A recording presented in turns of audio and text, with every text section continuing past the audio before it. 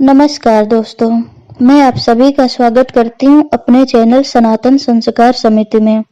जहाँ एक ओर राम मंदिर का भव्य आयोजन हुआ, वहीं दूसरी ओर हम सभी की आंखों में रामायण काल के बहुत से दृश्य सामने आए।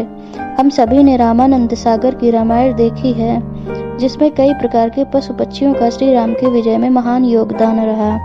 आज हम रामायण काल के पक्षियों का अवलोकन करेंगे। रामायण काल में पक्षियों की महत्वपूर्ण भूमिका रही है।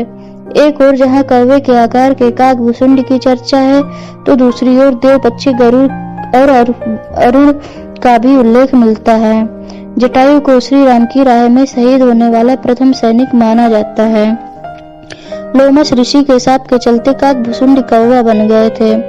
लोमस ऋषि ने शाप से मुक्त होने के लिए उन्हें राम मंत्र और इच्छा मृत्यु का वरदान दिया। कौवे के रूप में ही उन्होंने अपना संपूर्ण जीवन व्यतीत किया। वाल्मीकि से पहले ही काकभुसुंडी ने गरुड़ को रामायण सुना दिया था। इससे पूर्व हनुमान जी ने संपूर्ण रामायण पाठ संग्रह समुद्र में फेंक दी थी। वाल्मीकि श्री राम के समकालीन थे और उन्होंने रामायण तब लिखी जब रावण वध के बाद श्री राम का राज्याभिषेक हो चुका था।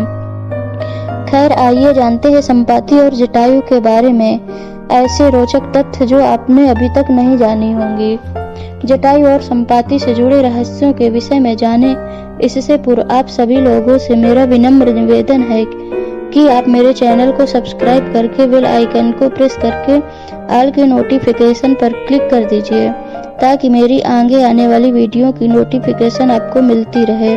और वीडियो को लाइक करें, और अगर आपको यह मेरा वीडियो अच्छा लगे तो अपने मित्रों, रिश्तेदारों और पारिवारिक जनों के साथ शेयर अवश्य करें। और हाँ, एक और महत्वपूर्ण बात मैं आपसे कहना चाहती हूँ, आप सभी मेरे इस वीडियो को बिना स्किप किए पूर्ण रूप से देखें और सुने, क्योंकि मैं वीडियो के अंत में वीडियो से ही जुड़े हुए प्रश्न पूछूंगी, जिनका आंसर आप सभी को कमेंट बॉक्स में बताना है।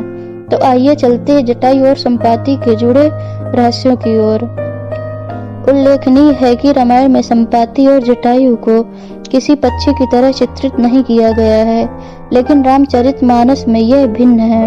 रामायण के अनुसार जटायु गीधराज थे और वे ऋषि ताक्षर्य, कश्यप और विनदा के पुत्र थे। गीधराज यानी एक गीध जैसे आकार का पर्वत था। पहला रहस्य, श्री राम के काल में संपाति और जटायु नाम के दो गरुड़ थे। ये दोनों ही देव पक्षी अरुण के पुत्र थे। दरअसल प्रजापति कश्यप की पत्नी विनिता के दो पुत्र हुए, गरुड़ और अरुण। गरुड़ जी विष्णु जी की शरण में चले गए और अरुण जी सूर्य के सारथी हुए। संपाति और जटायु इन्हीं अरुण के पुत्र थे। कहाँ रहते थे जटायु? पुराणों के अनुसार संपाति और जटायु दो गरुड़ बंधु थे। संपाति बड़ा था और जटायु छोटा। ये दोनों विंध्याचल पर्वत की तलहटी में रहने वाले निशाकर ऋषि की सेवा करते थे और संपूर्ण दंडकारण्य क्षेत्र में विचरण करते रहते थे। एक ऐसा समय था जबकि मध्य प्रदेश, छत्तीसगढ़ में गिद्ध और गरुड़ पक्षियों की संख्या बहुत अधिक थी, लेकिन अब नहीं रही। दूसरा रहस्य, जटायु संपाति की होड़। बचपन में संपाति और जटायु ने सूर्य मंडल को स्पर्श करने के उद्देश्य से उड़ान भरी। सूर्य के असह्य तेज से व्याकुल होकर जटायु जलने लगे। तब संपाति ने उन्हें अपने पक्ष के नीचे सुरक्षित कर लिया, लेकिन सूर्य के निकट पहुंचने पर सूर्य के ताप से संपाति के पंख जल गए और वे समुद्र तट पर गिरकर चेतना शून्य हो गए। चंद्रमा नामक मुनि ने उन पर दया करके उनका उपचार किया और त्रेता में श्री राम सीता जी की खोज करने वाले वानरों के दर्शन से पुनः उनके पंख उगने का आशीर्वाद दिया। तीसरा रहस्य, राजा दशरथ के मित्र थे जटायु। जब जटायु नासिक के पंचवटी में रहते थे, तब एक दिन आखेट के समय महाराज दशरथ से उनकी मुलाकात हुई और तभी से वे दशरथ के मित्र बन गए। वनवास के समय जब भगवान श्री राम पंचवटी में पर्णकुटी बनाकर रहने लगे, तब पहली बार जटायु से उनका परिचय हुआ। चौथा रहस्य, जटायु का बलिदान। रावण जब सीता जी का हरण कर आकाश में उड़ गया, तब सीता जी का विलाप सुनकर जटायु ने रावण को रोकने का प्रयास किया, लेकिन अंत में रावण ने तलवार से उनके पंख काट डाले। जटायु मरणासन्न होकर भूमि पर गिर पड़े और रावण सीता जी को लेकर लंका की ओर चला गया। सीता की खोज करते हुए राम जब रास्ते से गुजर रहे थे तो उन्हें घायल अवस्था में जटायु मिले।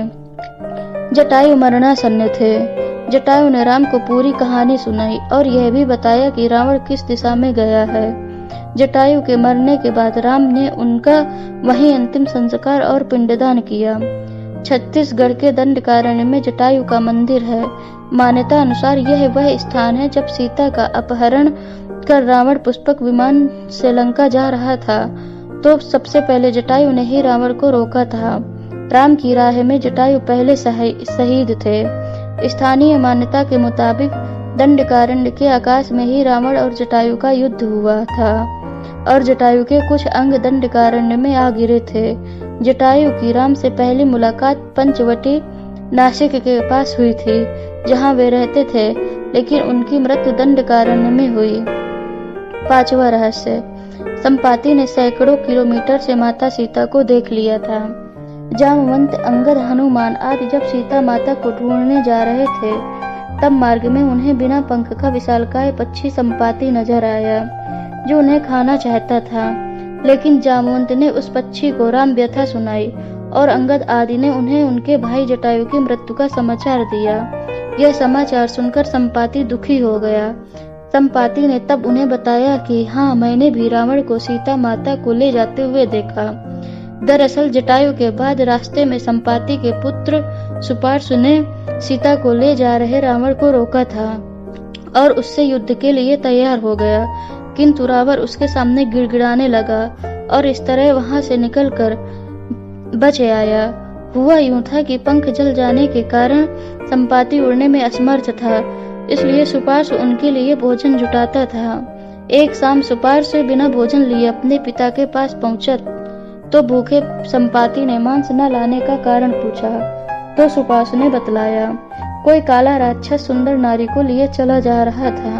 वह स्त्री हा राम हा लक्ष्मण कहकर विलाप कर रही थी। यह देखने में मैं इतना उलझ गया कि मांस लाने का ध्यान ही नहीं रहा। अर्थात संपाति ने तब अंगद को रावण द्वारा सीता हरण की पुष्टि की। संपाति रावण से इसलिए नहीं लड़ सका क्योंकि वह बहुत कमजोर हो चला था, क्योंकि सूर्य के ताप से उसके पंख जल गए थे। चंद्रमा नामक मुनि ने उन पर दया करके उनका उपचार किया और त्रेता में श्री सीता जी की खोज करने वाले वानरों के दर्शन से पुनः पंख जमने का आशीर्वाद दिया था। संपाति ने दिव्य वानरों अंगद और हनुमान के दर्शन करके खुद में चेतना शक्ति का अनुभव किया और अंततः उन्होंने अंगद के निवेदन पर अपनी दूरदृष्टि से देखकर बताया कि सीता माता अशोक वाटिका में सुरक्षित बैठी हैं। संपाति ने ही वानरों को लंकापुरी जाने के लिए प्रेरित किया और उत्साहित किया था। इस प्रकार राम कथा में संपाति ने भी अपनी महत्वपूर्ण भूमिका निभाई और अमर हो गए। छठा रहस्य, जटायु का तप स्थल जटाशंकर। मध्य प्रदेश के देवास जिले में तहसील बागली में जटाशंकर नाम का एक स्थान है जिसके बारे में कहा जाता है कि जटायु वहां तपस्या करते थे। कुछ लोगों के अनुसार यह ऋषियों की तपोभूमि भी है और सब में बड़ी खासियत है कि यहाँ स्थित पहाड़ के ऊपर से शिवलिंग पर अनवरत जल धारा बहती हुई नीचे तक जाती है, जिसे देखकर लगता है कि शिव की जटाओं से धारा बह रही है। संभवतः इसी कारण इसका नाम जटाशंकर पड़ा होगा। बागली के पास ही गिदिया खोह है जहाँ कभी हजारों की संख्या में गिद्ध रहा करते थे। दुर्गम जंगल से घिरा यह क्षेत्र हमें मंत्रमुग्ध कर देता है। यहाँ पहुँचते ही सच में ही लगता है कि हम किसी ऋषि की तपोभूमि में आ गए हैं। किंवदंती है कि जटायु के बाद यह स्थल कई ऋषियों का तप स्थल रहता आया है। बागली के बियाबान जंगल में बसे इस स्थान पर वैसे तो कम ही लोग आते जाते हैं, लेकिन यहाँ हर कोई श्रावण मास में भजन पूजन और भंडारे का आयोजन किया जाता है। इस मंदिर में केशवदास फरियाली बाबा के शिष्य बद्रीदास महाराज ने यहाँ की गद्दी संभाल रखी है। केशवदास महाराज की यहाँ पर समाधि भी है। यहाँ के स्थानीय निवासी सुभाष सिंह और मांगीलाल के अनुसार इस मंदिर का शिवलिंग प्राचीन काल से विद्यमान है। यहाँ स्थित पहाड़ का झरना 12 माह ही इसी तरह निरंतर बहता रहता है, न कम होता है और न ही ज्यादा। किंवदंती है कि भगवान राम के समय से यह झरना बह रहा है। कहाँ से इसकी धारा फूटी है और इसकी थाह क्या है, यह किसी को पता नहीं। हमारे पूर्वजों से सुनते आए हैं कि यह बहुत ही प्राचीन स्थान है। 7वां रहस्य, जैन धर्मानुसार। जैन धर्म के अनुसार राम, सीता तथा लक्ष्मण दंडकारण्य में थे। उन्होंने देखा कुछ मुनि आकाश से नीचे उतरे। उन तीनों मुनियों ने प्रणाम किया तथा उनका आतिथ्य किया। वहां पर बैठा हुआ एक गरुड़ उनके चरणोदक में गिर पड़ा। साधुओं ने बताया कि पूर्व काल में दंडक नामक एक राजा था। किसी मुनि के संसर्ग से उसके मन में सन्यासी भाव उदित हुआ। उसके राज्य में एक परिव्राजक था। एक बार वह अंतःपुर में रानी से बातचीत कर रहा था। राजा ने उसे देखा तो दुष्चरित्र जानकर उसके दोष से सभी श्रमणों को मरवा डाला। एक श्रमण बाहर गया हुआ था। लौटने पर समाचार ज्ञात हुआ तो उसके शरीर से ऐसी क्रोधाग्नि निकली कि जिससे समस्त स्थान भस्म हो गया। राजा के नामानुसार इस स्थान का नाम दंडकारण्य रखा गया। मुनियों ने उस दिव्य गरुड़ की सुरक्षा का भार सीता और राम को सौंप दिया। उसके पूर्व जन्म के विषय में बताकर उसे धर्मोपदेश भी दिया। रत्नाभ जटाएं हो जाने के कारण वह जटायु नाम से विख्यात हुआ। तो इस प्रकार थे जटायु और संपाति से जुड़े हुए रहस्य। तो आइए चलते हैं आज की प्रश्नावली की ओर। आज का प्रथम प्रश्न, जटायु संपाति किसके पुत्र थे? द्वितीय प्रश्न, संपाति सूर्य के ताप से जब समुद्र में गिरे तब किस मुनि ने उनका उपचार किया? तृतीय प्रश्न, संपाति के पुत्र का क्या नाम था? चौथा प्रश्न, विनीता कौन थी?